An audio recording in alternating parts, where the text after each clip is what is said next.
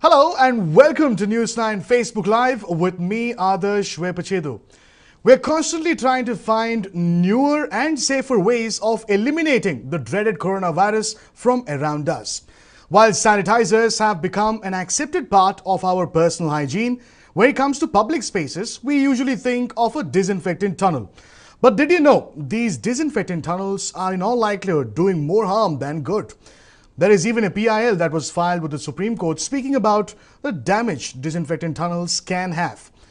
Do we have another alternative? In the latest, a study conducted by Hiroshima University researchers found that using ultraviolet C light with a wavelength of 222 nanometers, which is safer to use around humans, effectively kills SARS-CoV-2.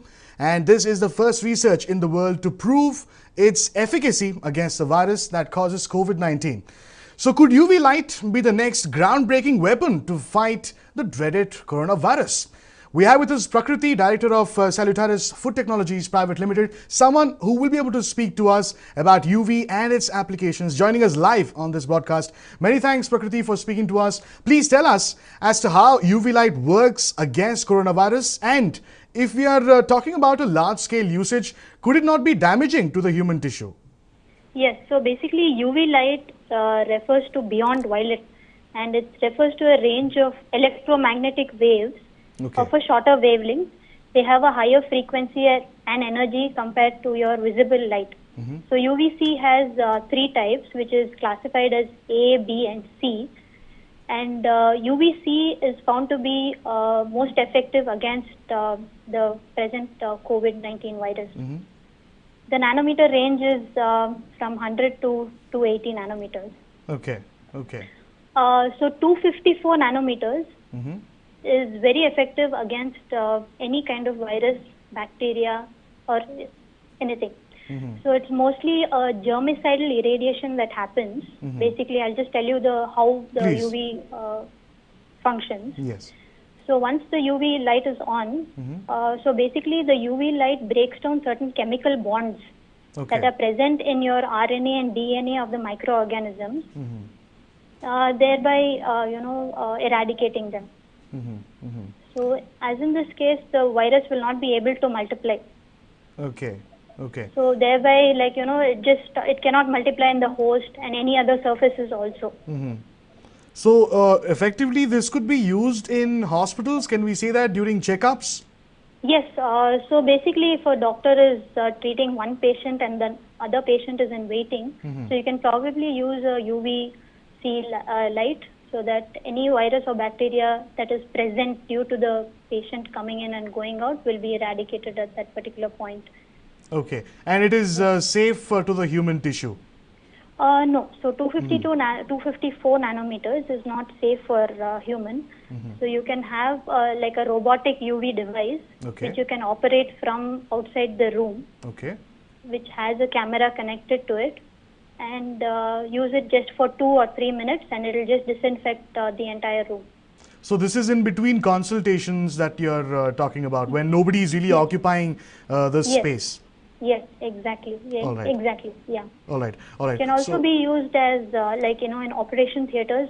Once after the one operation is over, they usually use fumigation and chemical devices to disinfect. So this doesn't have any other harmful effects. Like there's nothing like that harmful. Now that's one application of it that we just discussed, Prakriti, but in vitro experiment by the researchers showed that 99.7% of the SARS-CoV-2 viral culture was killed after just 30 seconds exposure to the 222 nm UVC radiation. So when we're talking about a time gap of just 30 seconds, how possible and feasible would it be to replace the current disinfectant tunnels with UV tunnels, and whether that's even possible? So basically 254 nanometer UVC bulbs are currently available in India with a Made in India brand. I think 222 nanometers is yet to get into production line. I think it's still in the research stage. That is according to my knowledge. So 254 really works very effective, and That's what it is. So 222 nm, we cannot speak about a disinfectant tunnel sort of a setup. Is that a possibility? Could that be a reality? Yes. So 222 is nothing. They call it as far UV. That's what they call it as. Okay. So when 254 itself is going to affect your skin when long exposure, any long exposure to UV is damaging to the skin and tissues.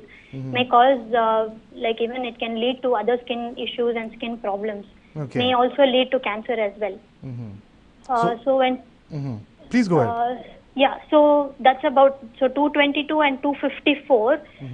Maybe 222 has a lesser like if you have a high exposure continuously, it may cause skin damage. Okay, so all in all, bottom line really looks like UV tunnels could not really be a replacement for the disinfectant tunnels that we have. But how efficiently and cost effectively can we really use this UV light technology to combat coronavirus? Could you tell us? So yeah, you can, this UV is designed like a robot. So you can probably like disinfect a whole building in say 1 or 2 hours time. Okay. Yeah, especially in hospitals where there are a lot of nosocomial infections that are already present because of all kinds of patients come to the hospital.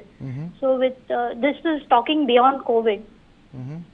So it can be effective and can be used as a disinfectant even beyond COVID.